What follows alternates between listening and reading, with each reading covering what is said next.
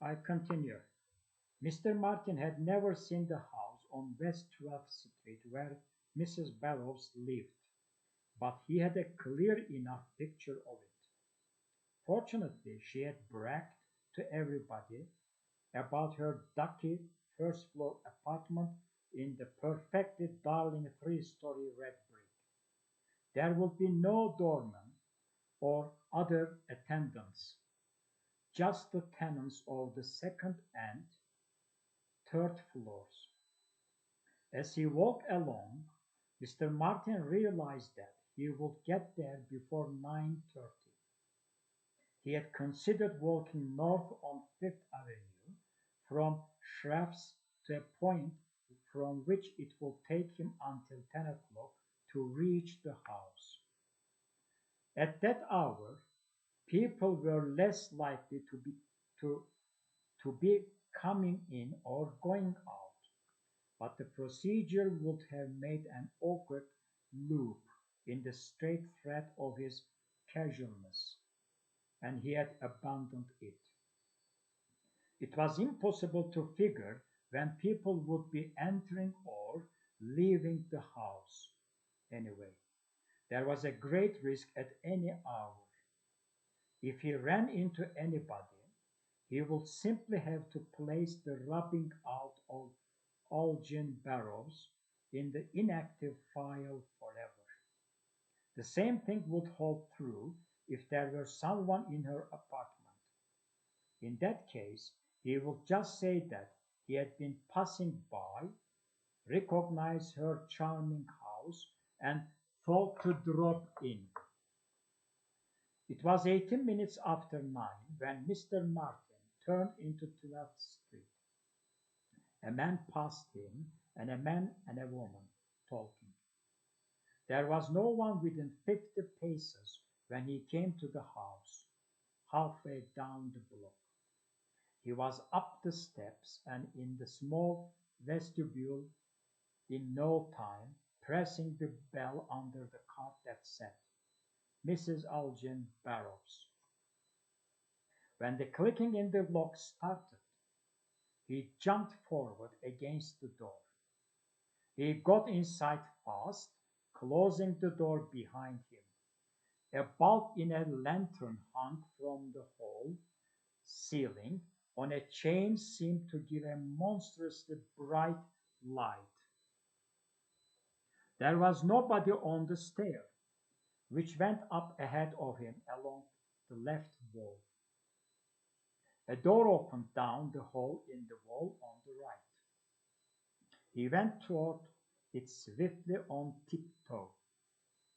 Well, for God's sake, look who is here, bawled Mrs. Barrows, and her braying laugh rang out like the report of a shotgun. He rushed past her like a football tackle, bumping her. Hey, quiet! Sorry, hey, quit showing, she said, closing the door behind her.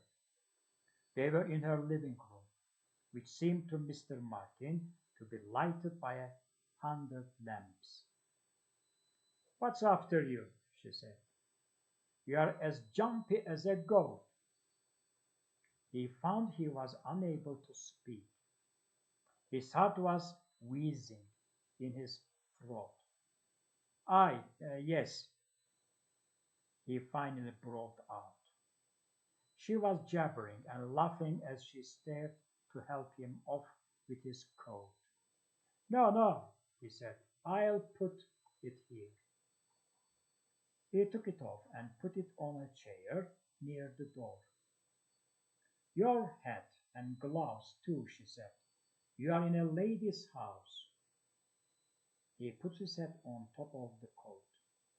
Mrs. Barrows seemed larger than he had thought. He kept his gloves on. I was passing by, he said. I recognize. Is there anyone here? She laughed louder than ever. No, she said.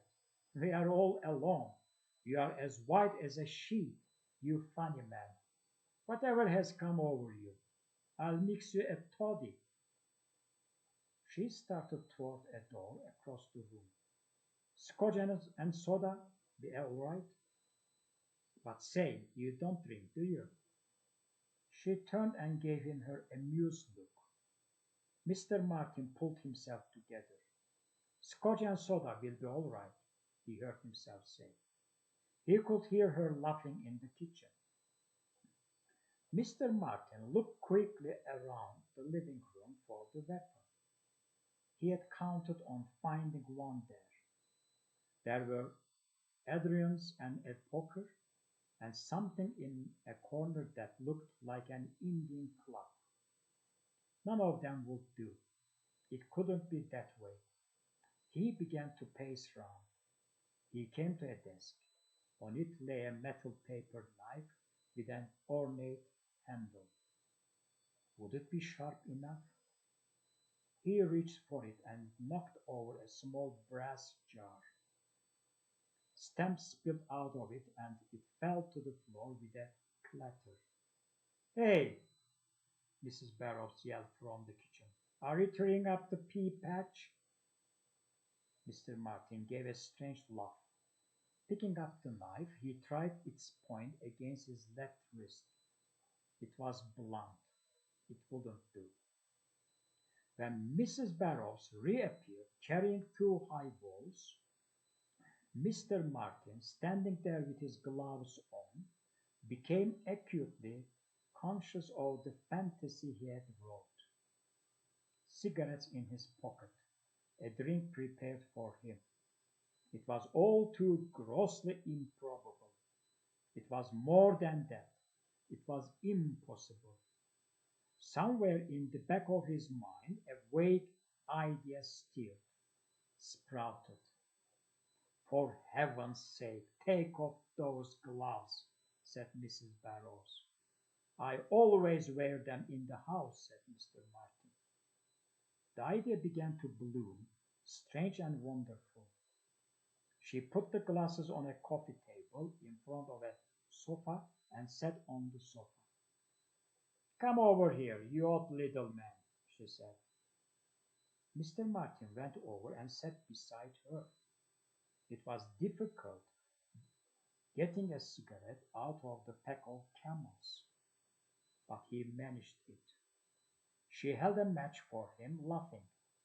"Well," she said, handing him his drink, "this is perfectly marvelous. You with a drink and a cigarette." Mr. Martin puffed, not too awkwardly, and took a gulp of the highball. "I drink and smoke all the time," he said. He clinked his glass against her. "Here's nuts to that old windbag, Fitzweiler," he said, and gulped again. The stuff tasted awful, but he made no grimace. "Really, Mr. Martin," she said, her voice and posture changing, "you are insulting our employer." Mrs. Barrows was now all special adviser to the president. "I am preparing a bomb," said Mr. Martin, "which will blow the old goat higher than hell." He had only a little of the drink, which was not strong. "It couldn't be that. Do you take dope or something?" Mrs. Barrows asked coldly. "Heroin?" said Mr. Martin. "I'll be choked to the gills when I bump that old buzzard off." "Mr. Martin," she shouted, getting to her feet, "that will be all of that. You must go at once." Mr. Martin took another swallow of his drink. He tapped his cigarette out in the ashtray and put the pack of Camels on the coffee table. Then he got up. She stood glaring at him. He walked over and put on his hat and coat. "Not a word about this," he said, and laid an index finger against his lips. All Mrs. Barrows could bring out was, "Really?" Mr. Martin put his hand on the doorknob. "I am sitting in the catbird seat," he said. He stuck his tongue out at her and left. Nobody saw him go.